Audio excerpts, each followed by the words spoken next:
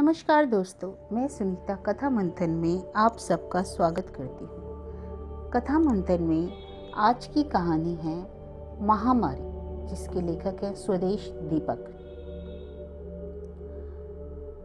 कल ही बड़े का खत आया था। वह 4 दिन के लिए पत्नी और बच्ची के साथ आ रहा है। माँ अनपढ़, लेकिन पोस्ट कार्ड पर लिखी लाइनों से ही पहचान गई थी कि खत संतोष का है। सिर्फ वही है जो सारा पोस्ट कार्ड जाया कर दिया करता है।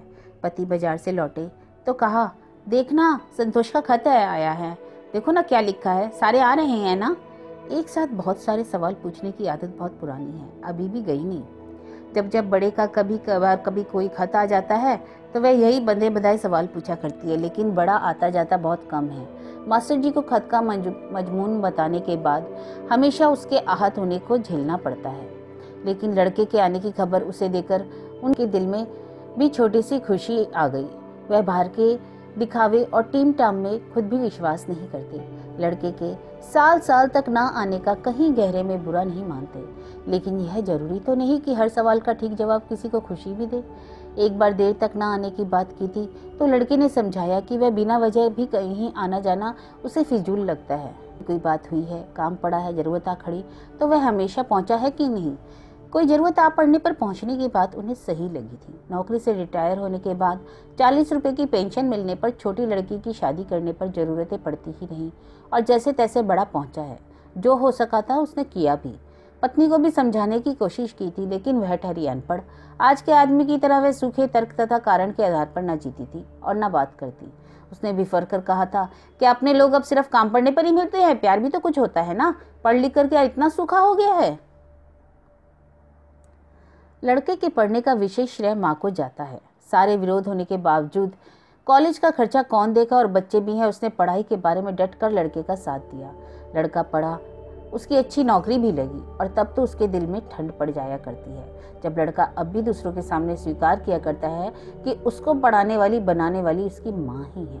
लेकिन एक दुख उसे हमेशा सताता रहा। नौकरी बाहर के शहर में लगने पर लड़के का घर आना जाना कम हो गया। कुंवारा था तो कोई बात न थी, वही पुरानी आदत। अब आस पड़ोस के लोग लड़के, बहू और बच्ची के ना आने की बात पूछते हैं और अपमानित होती है वह। लोग तो कमीने हैं, यही सोचते होंगे ना शायद अब लड़के और उसकी घरवाली से बनती नहीं। इसलिए लड़के के आने की बात पर उसने पति से फिर पूछा, किस तारीख को आ रहे हैं, कितने दिन रहेंगे, पता नहीं कपड़े भी साथ लाते हैं कि नहीं। दोनों लापरवाह हैं। मीनू के बारे में तो उन्होंने कुछ लिखा ही नहीं, मुझे याद करती है ना। मास्टर जी ने सारे सवाल सुने, जरूरी सवाल का चुनाव किया और बताया, कल सुबह आएंगे, 4-5 दिन रहेंगे। दादी को मीनू के आने की खुशी लड़के के आने से कहीं ज्यादा है।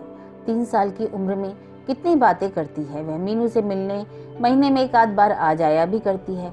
लड़का और बहू तो बस चुप रहते हैं, उन्हें आपस में बहुत बातें करते कभी नहीं देखा सुना। उससे क्या बोलेंगे। पहले मिलने जाती थी तो सुबह जाकर शाम को लौट आया करती थी, वहां तो दिल तंग पड़ जाता है। लेकिन जब से मीनू ने बोलना शुरू किया है, महीने में 2-3 दिन लड़के के यहाँ लगा आती है। कितना बोलती है, मर जानी बिल्कुल मेरे ऊपर गई है। उसे अपने बहुत बोलने की आदत का पता है, जिसे मास्टर जी बड़बड़ करना कहते हैं। वह काम करते हुए मुस्कुरा रही है। चलो, लड़के के घर भी अब बड़बड़ करने वाली पैदा हो गई। कोई तो आया घर की चुप्पी तोड़ने वाला। आज सुबह से वह झाड़ पहुंचकर और सफाई में लगी है। बीच बीच में आस पड़ोस में जाकर बता भी आती है कि बड़ा आ रहा है पूरे 4 दिन के लिए। यह सूचना देने का उसका मकसद उन्हें बताना है कि देखो हमारी बनती है, ऐसी वैसी कोई बात नहीं। बाहर रिक्शा रुकने की आवाज आई। वह दौड़कर दरवाजे के पास पहुंची। रिक्शे में रखा छोटा सूटकेस देखकर उसे विश्वास हो गया कि लोग कुछ दिन ठहरेंगे। तब अंदर कहीं ठंड पड़ गई। दौड़कर मीनू को उठा लिया। बड़ा सूटकेस उठाकर अंदर आता है। बहू से नमस्ते होती है, हालचाल पूछने पर सिर हिला देती है। माँ को कहीं तकलीफ होती है कि उससे खुलती क्यों नहीं, लेकिन छोड़ो, अब मीनू जो है। अब दादा ने मीनू को उठा लिया। महीनों बाद मिली है। इसी बीच एकदम से पूरे वाक्य बोलने लग पड़ी है। दादा की बीड़ी सुलग करते देखकर पूछती है, आप क्या पी रहे हो? बीड़ी। अपने पिता को वह सिगरेट पीते देखती रहती है। यह बीड़ी शब्द उसके लिए नया है। झूठ बोलते हो, सिगरेट है ना। दादी मीनू को अपनी गोदी में खींच लेती है, चूमती है। हाय राम, कितनी सियानी बातें करने लग पड़ी है। बाहर दूध वाला आया है। माँ बर्तन उठाकर बाहर गई, फिर वहीं से आवाज देकर पूछा, काका कितना दूध फालतू लेना है? संतोष पत्नी से पूछकर माँ को बताने बाहर आता है। अभी कुछ और लोग दूध ले रहे हैं। वह माँ से कहता है कि जितना रोज लेती हो ले लो। काका हम तो 1 पाव ही रोज लेते हैं, 2 टाइम चाय ही बनानी होती है बस। लड़का यह बताते हुए मीनू के लिए 2 किलो दूध ले लो। कहीं कसूरवार खुद को ही महसूस करता है। उसे लगता है माँ का चेहरा 2 किलो की बात सुनकर क्षण भर के लिए बुझ गया। उसे याद आया घर में हमेशा इतना ही दूध आता रहा है। हाँ, 5 भाई बहनों में जब कभी कोई बीमार पड़ता था तो उसे पीने के लिए दूध मिला करता था बतौर दवाई। तब से दूध देखते ही उसके दिल में बीमार होने का एहसास आ जाता है। अब उसके थोड़े अच्छे दिन हैं, लेकिन दूध से नफरत है। वह अपना अर्ध जागृत मन में हिसाब भी लगाए जा रहा था कि मीनू सिर्फ 4 दिन में यहाँ का महीने भर का दूध का बजट पी जाएगी। माँ ने नाश्ता बना लिया, पराठे, चाय और अचार। चौथाई सदी से चली आ रही खाने की एक ही फहरिस्त। मीनू दादी की गोद में बैठकर खाएगी। 2-4 ग्रास वह आजकल खा लेती है। वह बड़ी गौर से खाने का सामान देख रही थी। दादी, अंडा नहीं बनाया? कमरे में क्षणिक चुप्पी छा गई। संतोष कहता है, मेरा अच्छा बेटा, ऐसे ही खा ले, कल बना देंगे। बहू भी अपनी तरफ से छोटी सी सफाई देती है। घर में कभी कभी थोड़ा सा ही खाती है। मम्मा झूठ बोलती हो। हाँ, थोड़ा सा नहीं, 1 खाती हूँ, पूरा 1, मीनू जवाब देती है। अब संतोष उसे डांट देता है। माँ मास्टर जी को कहती है कि वे शाम को अंडे लेते हैं। साथ ही साथ उसका अनपढ़ दिमाग वह अंदाजा भी लगाया जा रहा था कि रात की सब्जी के पैसे तो अंडे ही खा जाएंगे।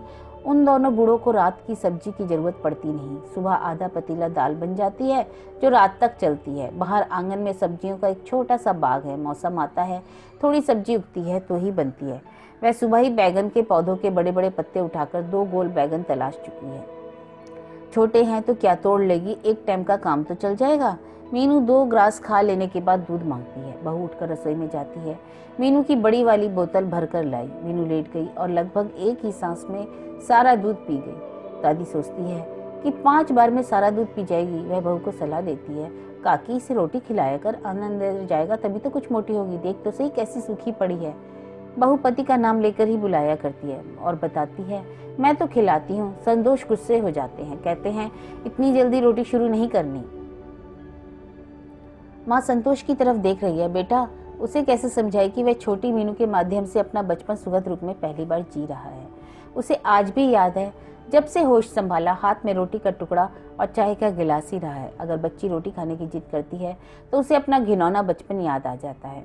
तब अन्य बच्चों को बाजार की कोई भी चीज खाते देख उसका कितना जी ललचाता था। जब माँ से पैसे मांगने की जिद पर अड़ जाता था तो आमतौर पर पिटाई ही होती थी, क्योंकि घर का राशन पानी खरीदने के बाद माँ के पास देने को कुछ बचता ही ना था। तब उसे अपनी माँ से बेइंतहा नफरत थी। कितनी बुरी है, कभी कुछ देती नहीं, ना समझ जो था। अब जाकर कहीं समझ आया कि पैसे का, पूंजी का यह गलत वितरण, असंतुलन, कुल्हाड़ी जो हमारे संबंधों को काट कर फेंक देती है। दादा ने नाश्ता कर लिया। वह बीड़ी सुलगाते हैं तो मीनू फिर टोकती है, दादा सिगरेट मत पियो, गंदा बुबाला पापा वाला पिया करो। हाँ नहीं तो। दादा उठकर आंगन में गए। मीनू की मम्मा उसे डांटती है, मीनू बड़े से ऐसी बातें नहीं करते, देखो मैं तुम्हारे पापा को ऐसा कहती हूँ। हाँ कहती है, सिगरेट मत पियो, बू आती है। मीनू उठती है, मटकती हुई आंगन में आ गई। कुछ टमाटर के पौधे हैं तो कुछ भिंडी, कुछ बैंगन और साग वगैरह। मीनू एक एक करके सब के बारे में दादा से पूछती है और कहती है, मैं इनको छू लूँ तो खराब तो नहीं होंगे? दादा उसका सिर थपथपाकर छू लेने की आज्ञा देते हैं, साथ ही हिदायत देते हैं कि पत्ते मत तोड़े। थोड़ी देर से छू लेने से उसका मन भर जाता है और पूछती है, दादा सुंदर फूल कहाँ हैं? उसे अपने घर के छोटे से आंगन की याद आई, जहाँ सारा साल रंग बिरंगे फूल इटराते रहते हैं। उन पर उड़ती तितलियों के पीछे वह छोटी छोटी दौड़ें लगाती है। वह अब भी दादा के जवाब के इंतजार में है। अगला सवाल पूछती है, दादा तितली कहाँ है? सब्जी के पौधों के हिलने से उन पर बैठे मच्छर उड़े। 1-2 ने तो मीनू को काट भी लिया। अब वह दादा को चुप रहने और मच्छर काटने से झुंझला गई और कहती है, दादा ये पौधे तोड़ दो, गंदे, छी, मच्छर काटता है। दादा के पास उसके सारे सवालों के जवाब है, लेकिन जवाब देने की हिम्मत नहीं, क्योंकि उन्हें फूल और सब्जी के फर्क का पता है। लेकिन मीनू को क्या पता, बचपन में शायद उन्हें भी फूल और तितली अच्छी लगती थी। थोड़ा बड़ा होने पर गरीब जिंदगी की सच्चाइयों का पता चला। अपने आप फूल भूल गए थे, तितलियां भूल गई थी। मीनू के इन सवालों से वह अंदर से हिल गए। उनका जी चाहता है कि इसी वक्त खुरपा उठाए और सब्जी के इन पौधों को जड़ से काट दे और यहाँ फूल लगा दे जिन पर तितलियां उड़ती रहे। वह नहीं इन्हें देख सके, बेटा संतोष नहीं देख सका, तो क्या तीसरी पीढ़ी भी बिल्कुल पहले वाली पीढ़ियों की सी जिंदगी जिए, बिना फूलों के, बिना तितलियों के? उन्हें पता है कि ये फूल तितलियाँ शायद मीनू के भाग्य में भी सिर्फ कुछ दिन और हैं। बेटा जो कमाता है वह जानते हैं, घर के जो खर्चे हैं वह जानते हैं। बड़ी जल्दी ही बेटे के आंगन से भी फूलों के पौधे उखड़ जाएंगे, तितलियाँ उड़ जाएंगी, यह भी जानते हैं।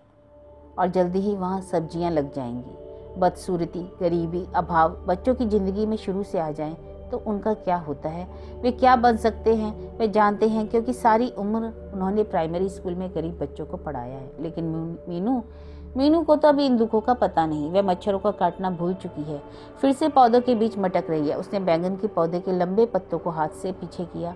गोल गोल बैंगन देखकर चहक उठी। दादा देखो कितने बड़े आलू हैं। दादा मुस्कुराए। उसे बताया, मीनू बेटे आलू नहीं है, ये बैंगन है। अच्छा कितना बड़ा बैंगन, मैं एक तोड़ लूं? दादा अब सतर्क हो गए। बैंगन की सब्जी बेटे बहू के लिए कल दोपहर बननी तय हुई थी। अभी से मीनू तोड़ लेगी तो खराब हो जाएंगे। वह उसे कहते हैं, मीनू कल तोड़ेंगे। नहीं नहीं अभी तोड़ूंगी, बस एक। हाँ। वह उसे पकड़कर क्यारी से बाहर निकालते हैं। अब बच्ची जिद पर सवार हो गई। वह ऊंचा ऊंचा रोना शुरू कर देती है। दादी भी रसोई से बाहर आ गई। मीनू अपनी माँ के पास शिकायत कर रही है, मम्मा दादा बहुत गंदे हैं, मुझे तोड़ने नहीं दिया। दादी मास्टर जी से कहती है, तोड़ लेने देते ना जी, क्या फर्क पड़ता है। मास्टर जी खींच गए और जरा तेज आवाज में बोलते हैं, तो कल सब्जी। फिर उन्हें अचानक ख्याल आया कि बेटे बहू के सामने तो यह वाक्य बोलना नहीं था। वे कमरे से बाहर चले गए। बहू इस आधे बोले वाक्य से जैसे सब कुछ समझ गई। इतना कड़ा अभाव शायद अपनी जिंदगी में उसने पहली बार देखा। पति से बोली, संतोष कैसे चलाते होंगे घर का खर्चा? सुनो, हर महीने यहाँ कुछ भेज दिया करो ना। पति ने कोई जवाब नहीं दिया। उसे कैसे बताए कि कहना आसान है और भेजना कितना कठिन। फिर कई बार एक मुश्त बड़ी रकम भी तो घर में देनी पड़ जाती है। वह उसके जवाब का इंतजार नहीं कर रही है। वह जानती है संतोष क्या सोच रहा है। उसके दिमाग के कोनों में इस वक्त छोटी छोटी रकमें इधर से उधर उछल रही होंगी, आपस में जमा होती, फिर घटती, फिर शेष क्या बचा इसका लेखा जोखा करती। लेकिन वह भी इस सच्चाई को समझ चुकी है कि एक रकम से दूसरी चाहे जितनी बार घटाओ, शेष कभी कुछ नहीं बचता। और बची हुई रकम तो कुछ विशेषाधिकार प्राप्त लोग पहले ही काट लेते हैं।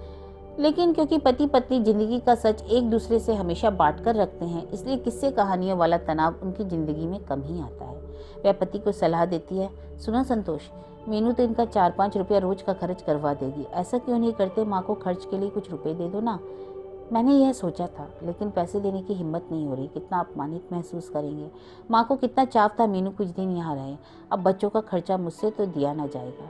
ठीक है, यहाँ से वापस जाने के बाद कुछ रुपए मनी ऑर्डर से भेज देना। संतोष चुप हो गया। इसे कैसे समझाए कि इन घरों में हर दिन के खर्चे की रकम बंधी बधाई होती है।